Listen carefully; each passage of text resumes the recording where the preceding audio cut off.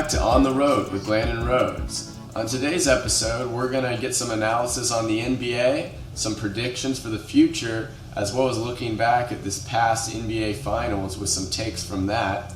Then we're going to look at the NFL, COVID updates, as well as some early predictions for MVP, Coach of the Year, and Defensive Player of the Year. A lot of things have changed in the past few months, so we're coming at you from home, but as always, the On the Road Sports Talk Show is going to bring you that important news. With me today, we have my good friend, Augie Knemeyer. Good to be on. Thanks for having me. Him and I go way back. He's a student at OSU right now, so big football guy, big sports guy in general, and I wanted to hear his takes on some of these issues. So to get things started, Augie, we're gonna just look back at the NBA Finals, which obviously just got done wrapping up here. A lot of takes to take away from that. Some are kind of hot takes, some are a little safer, I'd say. I think LeBron cemented his legacy a little more. I guess we're gonna start there with LeBron, of course, Finals MVP. But he is getting up there in age, but it seems like the storyline is LeBron going to slow down every single season. So you think next year we finally see him slow down a little? It's tough. I think that LeBron, what he's proven throughout his career is just the pure consistency of it all. Of course, making it to 8 straight finals, 10 total NBA finals. Whenever there's something going on, he always prioritizes basketball, whether it be he won the championship in a lockdown year with the Miami Heat, of course. And I believe this bubble really brought out the best in him. He was able to be locked in 24/7 with his teammates all the time, no distractions.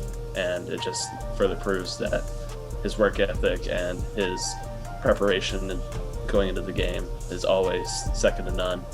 I believe we still have 1 or 2 more years of peak LeBron, but you saw glimpses throughout this playoff run that Anthony Davis is looking to take over that number 1 lead role. And I think that's one of the primary reasons why he's so eager to re-sign with the Lakers. Definitely. I do think the AD LeBron balance is going to be very interesting to watch going forward. Because honestly, AD, after games 1 and 2, I felt like LeBron kind of took the series over. Games 1 and 2, AD looked really good, and not to say he looked bad. I do remember, I think he did look somewhat bad in one game. It might have been game 3, I want to say. He was in foul trouble. Okay, yeah. But I was impressed. I actually felt like LeBron kind of shouldered the load down the stretch in the Heat series. But moving on to maybe more the Heat side of it, got Butler and Spoelstra, 2 guys that I think don't get their credit enough, and I think they both kind of they showed up. I mean, 6 games against a very good Lakers team, and I think Spoelstra and Butler, like I said, both underrated. I think Spoelstra maybe should get a little more credit towards like one of the all-time best coaches. I don't know how high up there. I don't know if I'm saying top 10. What I'm saying, I'd have to look at a list. But what do you think about Spoelstra and Butler, 2 guys that don't get their respect? Spoelstra, definitely a top 5 coach in today's NBA. We could talk all day about where he ranks in the all-time list, but a guy who, as you said, does not get enough credit, making all the right moves. He made a lot of controversial, maybe you could say, moves. He brought back Kendrick Nunn into the fold. You saw what he was able to do. The introduction of Kelly Olynyk as well. He had some good finals minutes, and I just think no matter what cards you deal him, he's able to get the most out of his team. And of course, you can't underestimate the influence of Pat Riley on that organization. Them 2 working together has always been a lethal combination. As for Butler, first NBA Finals, and he produces his first ever triple-double, and it just shows his will to win. It's funny looking back on the Timberwolves saga of Jimmy Butler, people saying he's a bad teammate, bad for the locker room, when clearly he gets the best out of his teammates. Look, you see the growth of Tyler Hero and how he's fostered that. And so I just think he's another guy who, he might not win a championship in his career, but he deserves to be looked at for Hall of Fame. Definitely. I agree with you there, and it makes you wonder, not to get too off topic, but it does make you wonder a little bit about that Sixers team last year with Butler on it, that Kawhi had that crazy shot in a Game 7 just to beat them. It really makes you wonder if they'd stuck together, what maybe could have happened there. But we all saw how it happened for the Sixers. But I think Spoelstra is a much better coach than Brett Brown. I think if you insert Spoelstra with that core the Sixers had, I think they can make some noise in the playoffs. Definitely. And it's also worth mentioning the Dragic injury as well. I don't think it would have changed the series outcome. There could be a small chance maybe it goes to 7 games. I'd say if you had a completely healthy Dragic, but I don't think there's too much controversy as far as what the outcome would have been. I think it's Lakers either way. What do you think about that with a healthy Dragic? I'd agree with you. I think it definitely becomes more interesting. Of course, he's another guy you have to game plan for. And even you heard Frank Vogel say in Game 6 when Dragic came back in the fold, they were still preparing for him in practice just in case he came back. And you also have to think about the health of Bam Adebayo. Of course, he was able to play more games than Dragic was, but that neck injury could have been more serious than we know. Of course, he's not going to say it's serious when he's out on the floor. No excuses, but yeah, you as a neutral fan, you'd love to see both teams healthy to see the highest quality of action. But I think LeBron James' preparation, as we talked about previously, and just their talent, the emergence of Rajon Rondo in that series, I think the Lakers still get them. Yeah, he's on another level. I mean, the veterans really came to play for the Lakers, and in a lot of ways it was kind of the old-timers against the young guns this year, and the old-timers came out on top. No thanks to Danny Green in most cases, but Rondo really came to play. LeBron, I mean, yeah, his preparation's on another level. But last question about the NBA Finals specifically I'm going to ask is kind of looking ahead to the future here. With the youth of the Miami Heat, we saw a hero. He's younger than us, and he was balling out. Duncan Robinson had really good series, I thought, in the finals, and really he was crucial at some points in the playoffs. He disappeared at some times in the playoffs, but that's kind of the player he is. He's either going to hit a bunch of threes for you, or he might not hit any, and that's going to be that. I'd say almost a JR role this year, just a flashy three-point shooter. Well, maybe not flashy, but just a three-point shooter. Yeah, streaky three-point shooter. So looking ahead, the Miami Heat looks like they got a pretty bright future. Adebayo's young, Hero, Robinson. Jimmy Butler isn't old. I mean, if they could somehow land Giannis in free agency or something, you could be looking at maybe a powerhouse for years to come. What do you think?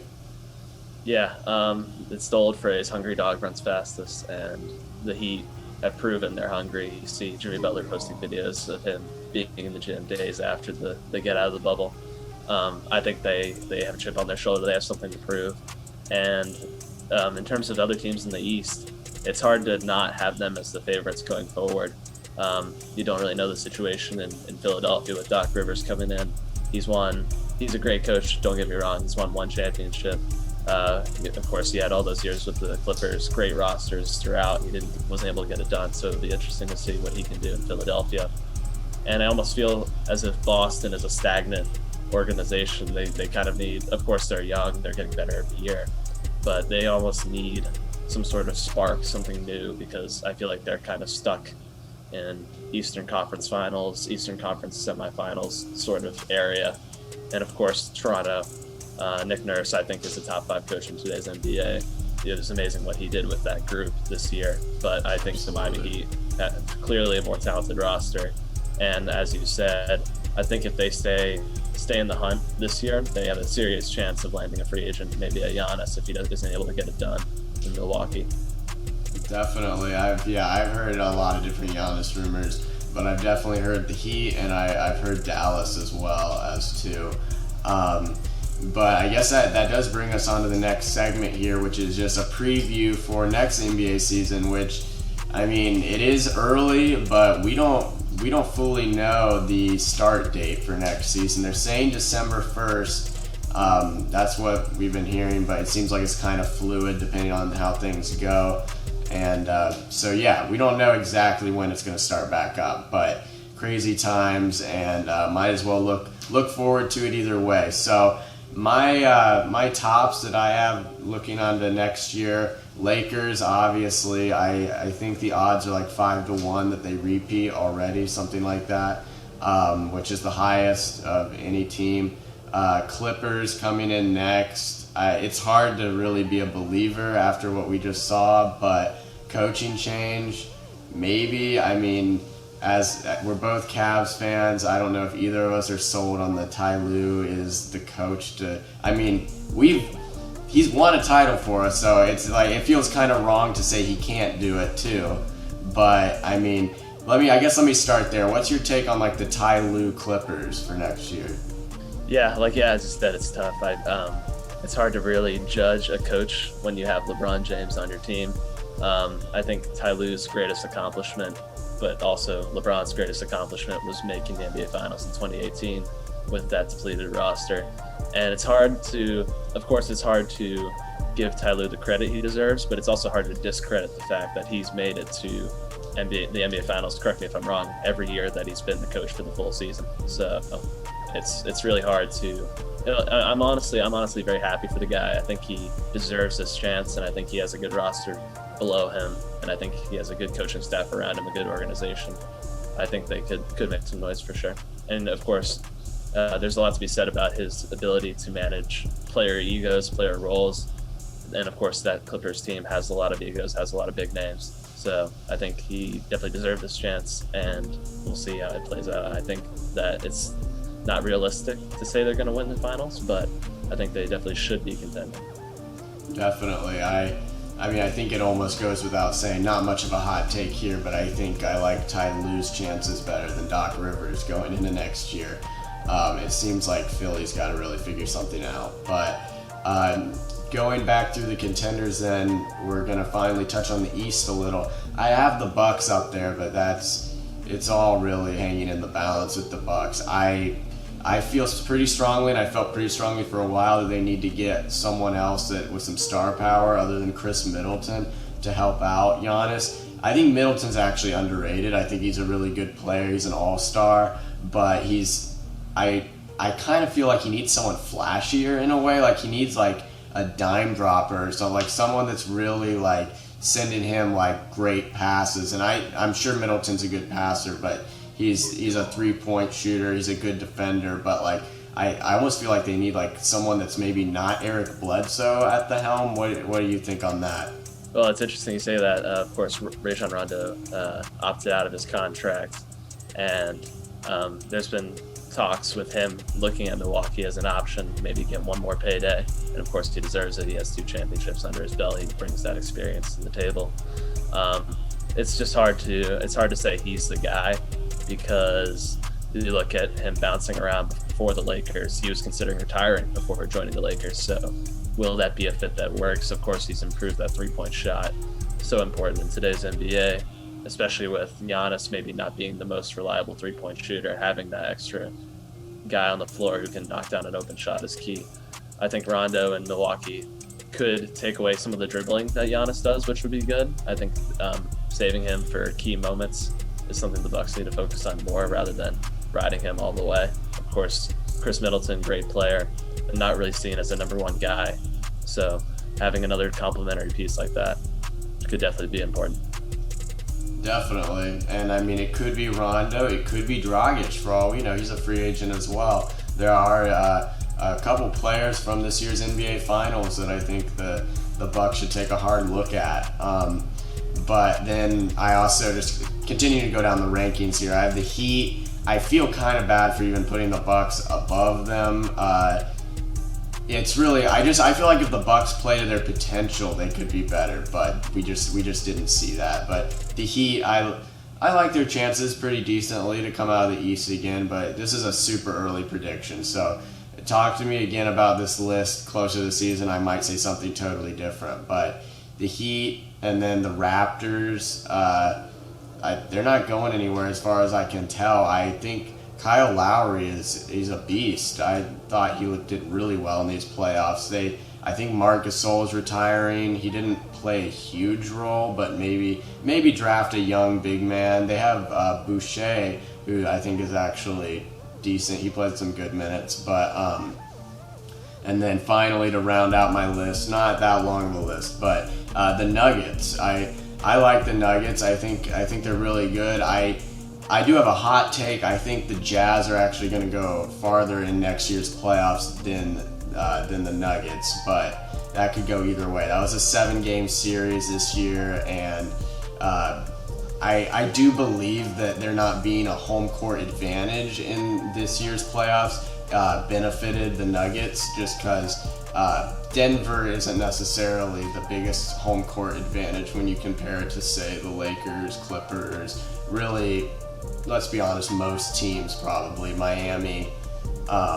But yeah, what's your take on that? Do the Nuggets take a step back in next year's playoffs? Or, I mean, they're very young. They could take a step forward. I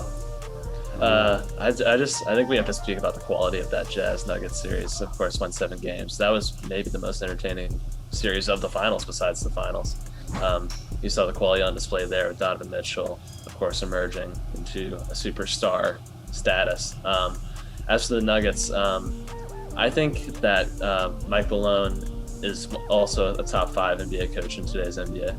And I think that Jamal Murray, I think he was very hungry in the bubble. It'll be interesting to see if he comes out with that same drive. Of course, he's still young in entering the prime of his career. He gets 1 year older, of course. I think a team that we both forget about is the Brooklyn Nets. Of course, healthy Kevin Durant, supposedly healthy Kyrie Irving. Of course, as Cavs fans, we know that's not a given. But I think they have a lot of pieces there. Joe Harris, of course, can knock down threes. Spencer Dinwiddie's a good option off the bench. And Jared Allen, of course, blocks a lot of shots, could be a sneaker pick for Defensive Player of the Year. But the Brooklyn Nets definitely deserve some sort of recognition, and it'll be interesting to see. I think this year in the NBA could be the most competitive it's been, and it's a great thing to say because I said that last year as well. So really exciting times. I think the Nuggets may not take a step back, but just the function of how competitive the NBA is, it could have an off year. Definitely. And I mean, while we're talking about teams we shouldn't forget, I didn't have them on my list, but they crossed my mind a few times. The Warriors, I mean, they're going to be reloaded, and if we're talking injuries, coming back from injuries, they're kind of in the same boat the Nets are. They're in a better boat than the Nets are because they've played together for a long time and won championships. So I mean, there's no saying I think who will do better, the Nets or the Warriors, but from a familiarity with each other standpoint, the Warriors have, I think, the upper hand there.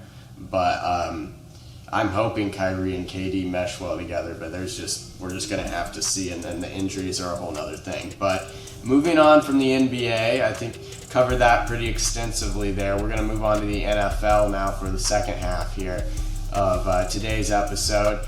Going to talk about some early predictions, but not as early as the NBA ones. That's super early predictions here. We're getting. I think we're going to be at mid-season here before too long. But so early MVPs, I'm going to give my predictions, and then just you let me know yours, or if you agree with mine, to what level you agree. So MVP, it's nothing really, no hot takes here. It's the main guys. It's Wilson, it's Rodgers, it's Mahomes, it's Lamar Jackson. But then, this is what's a little surprising to me, it's also, in my opinion, it's Allen from the Bills. I think he's looked really good so far. Do I think he's going to win MVP? No, but I do think he belongs on the list at this point. What are your takes? I think Wilson and Rodgers are definitely the two-headed monster for their own reasons. Wilson, I was watching the Sunday night game against Minnesota.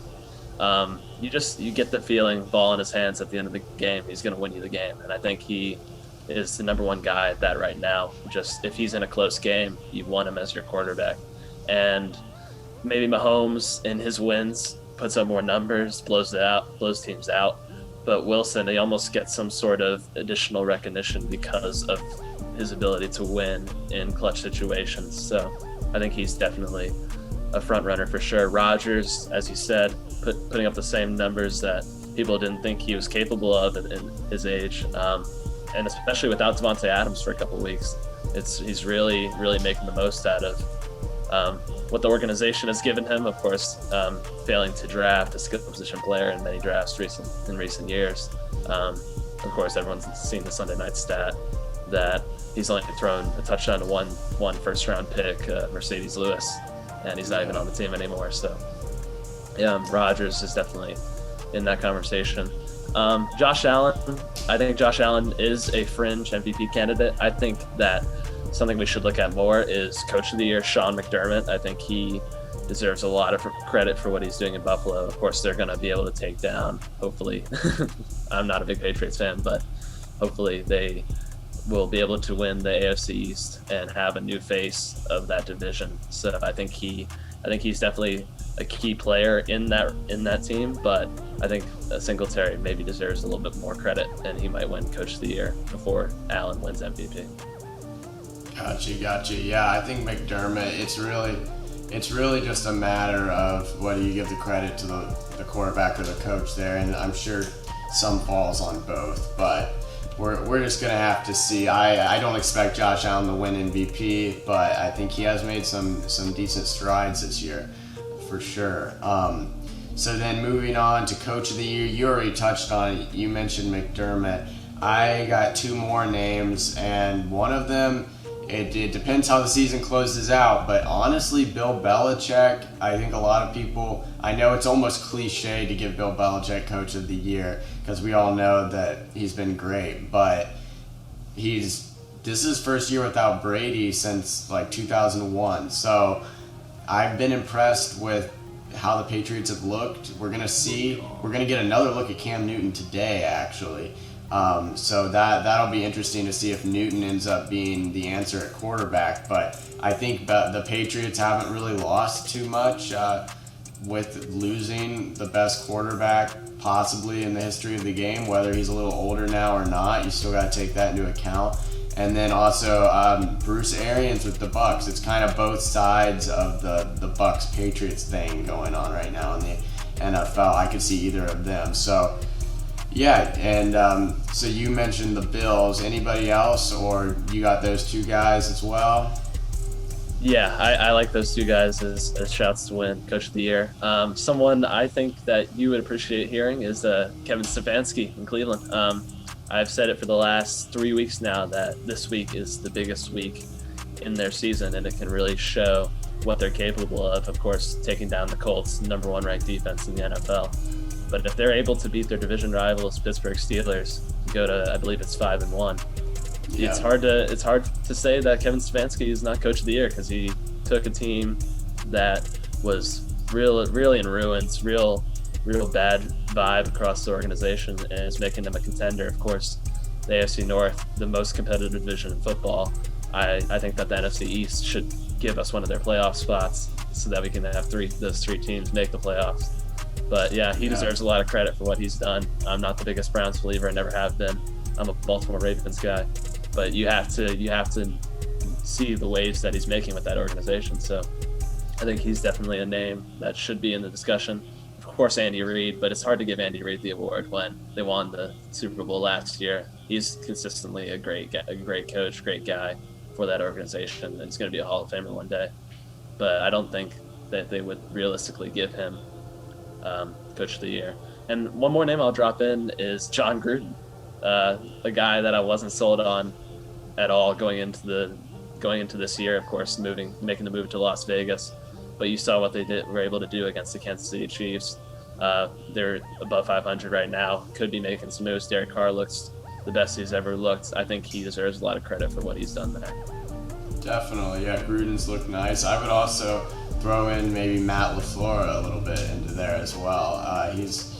The Packers have looked good so far. But I guess final question here for today is going to be looking at the defensive side of things. It's just going along with our predictions here. We got a few MVP candidates, got a few Coach of the Year candidates. Let's look at defense now. Got Aaron Donald number one. I honestly feel like that's a given, but maybe you'll disagree with me. We will see. Donald, Khalil Mack, J.J. Watt. And then I am a Packers fan. I don't want to be biased here, but I think Zadarius Smith, the linebacker for the Packers, has been solid. I'm not willing to give him top 3 yet, but I think he's probably top 5 in contending for that award. What do you think?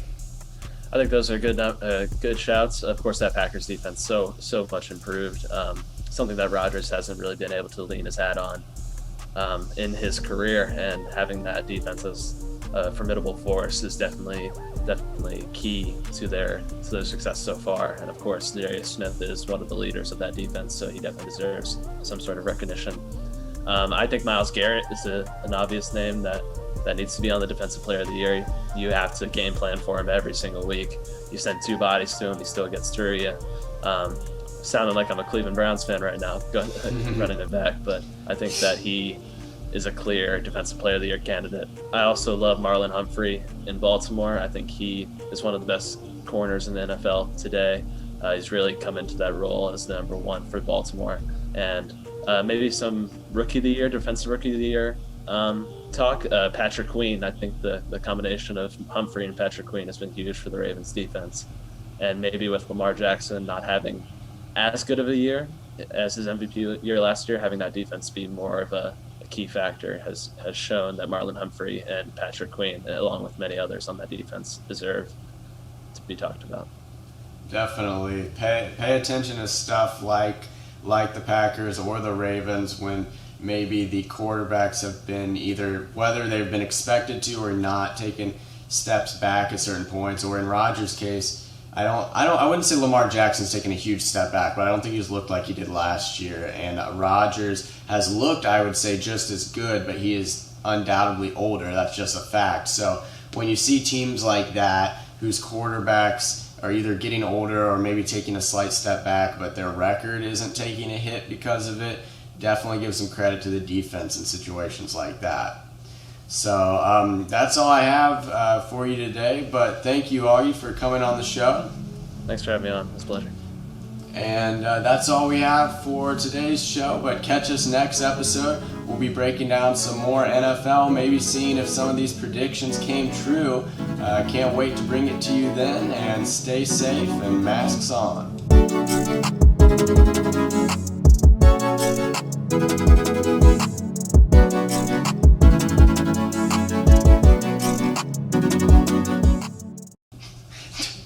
I don't know about that masks on or not, but I thought I'd throw it in there.